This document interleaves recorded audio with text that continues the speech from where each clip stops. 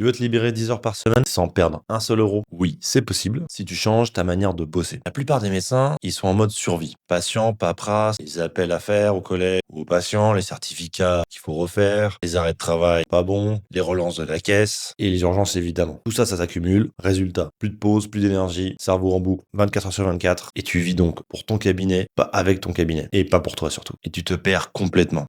T'es même parfois presque au bord du burn-out ou voire même en dépression. Voici 5 leviers concrets pour reprendre le contrôle et récupérer ces fameux 10 heures par semaine. Si tu veux en savoir plus, tu m'écris libre en DM ou en commentaire et tu t'abonnes à mes 10 livres. Premièrement, centralise ton administratif. Un seul logiciel qui fait tout, logiciel métier, agenda, c'est beaucoup plus simple. Une seule boîte mail pro dédiée. Deuxième point, automatise les tâches récurrentes. Les rappels de rendez-vous, avoir des ordres type, certificats type, les arrêts de travail, si tu peux les faire en numérique, c'est beaucoup mieux. Tu gagnes du temps, c'est enregistré, tu perds pas de temps à les renvoyer. Le but là, c'est le gain de temps. Troisième point, externalise tout ce qui te bouffe du temps. Le ménage, la compta, ou tu peux prendre secrétariat ou télésecrétaire, assistante médicale même, la paperasse. Il faut que tu construises une équipe fiable qui t'aide à gagner du temps. C'est compliqué, mais c'est totalement faisable. Quatrième point, planifie des créneaux fixes pour les consultes, la gestion administrative, ton repos aussi. Prends par exemple 30 à 60 minutes pour lire tes mails, pas plus. Comme ça, tu les enchaînes pour faire ta compta, ton administratif, et j'en passe. Cinquième point, hyper important, supprime le non essentiel. Tout ce qui n'a pas de valeur médicale, tout ce qui te prend du temps, liste-le. Et si c'est vraiment pas utile, ça dégage. Et apprendre à dire non surtout. Ça, c'est hyper important. À structurer ton agenda, tes appels avec les patients, la gestion des patients. Ça, c'est hyper important. Il faut que tu les aides, il faut que tu leur répondes. Mais il faut pas que ça te bouffe non plus. Ça, c'est la clé. Et pour ça, il faut cadrer. Parce que c'est ça le but. Tu veux pas forcément travailler moins. Tu veux travailler mieux. Avec surtout plus de temps pour toi, ta famille, pour tes amis, pour ce qui compte réellement pour toi. Pour faire ce que tu aimes. Et ça commence par reprendre le contrôle de ton système.